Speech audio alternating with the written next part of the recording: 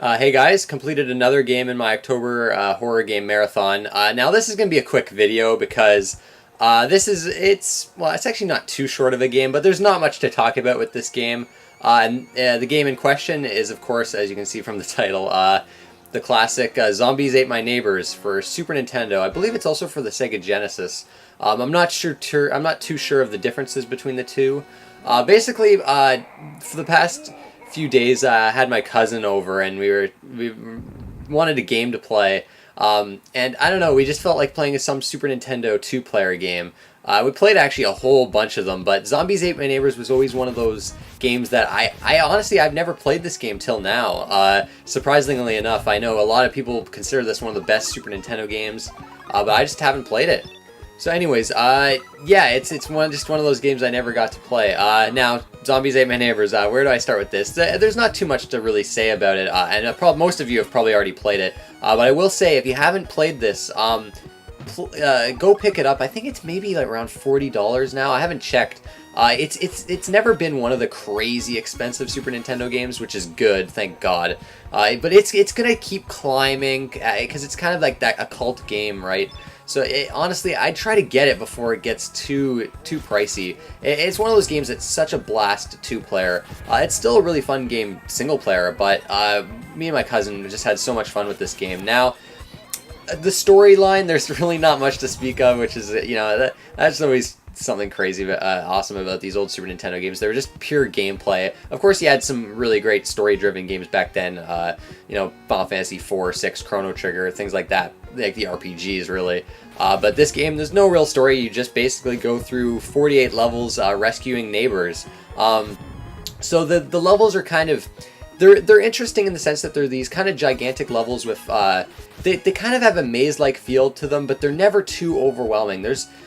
Basically, you're trying to go through these levels rescuing these neighbors, and you get kind of points if you rescue them. If you rescue all of them in the level, you kind of progress to the next level. You unlock an exit.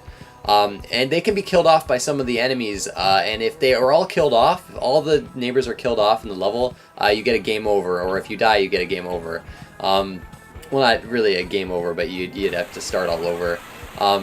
Now, this game uses a password system. There is no saving, and there's a lot of levels in this game. Like I said before, 48 levels, which that's quite a bit. It took a while to actually beat this game, but we had to basically get into a groove where we'd play like maybe 5 or 6 levels at a time, and then get a game over, then use the password, because there's a password like maybe every 4 or 5 levels, and towards the end, this game gets brutal, even with the password system. But beating this game, like all levels, without using a single password, I don't know how anyone would fucking do that, but apparently people have done it. It's absolutely insane to me, because this game is balls hard, but in a good way. It's challenging in a good way. Tons of different weapons to collect in this game, and they're really cool. Really cool, neat weapons, like, you have like a toy gun, you have like a fire extinguisher to freeze enemies, you have plates, popsicles, just all these like kind of toys for weapons. There's no actual, pistols or machine guns, no boring weapons like that. Just some really inventive weapons in this game. Like, this game's just got a great style to it, like a B-movie kind of style to it, and that kind of goes into the soundtrack as well. A lot of the music's based on like B-movie, horror movie kind of music. And it's really fantastic. Visually, it's a very appealing game as well.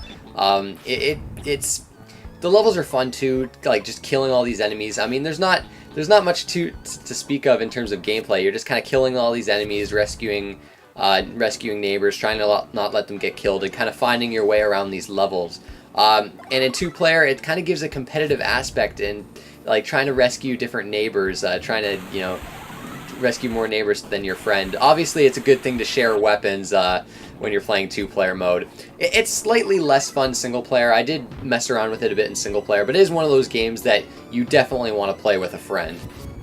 Also, the play control in this game is quite excellent. The only thing, like, I really love this game. The one problem I have with it is when you're trying to pick up weapons and kind of rescue the neighbors, it's kind of finicky where you have to be standing to pick them up.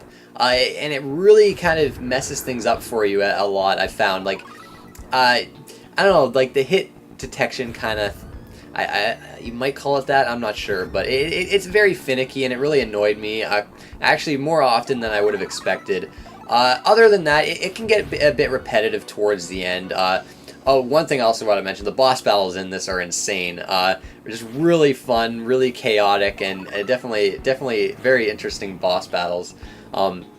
But yeah, there's a bit of issues with not really controls, but you know, kind of trying to pick up weapons was definitely a bit sketchy at times, and it can get repetitive, I must admit. But all in all, a blast to play. Would it make my like top 20 Super Nintendo games? I'm not sure. There's still a lot of games I have to play for the Super Nintendo. I think I want to do a list like that soon. But yeah, Zombies Ate My Neighbors, definitely worth the 40 so bucks that it goes for nowadays, I think. I think it's $40.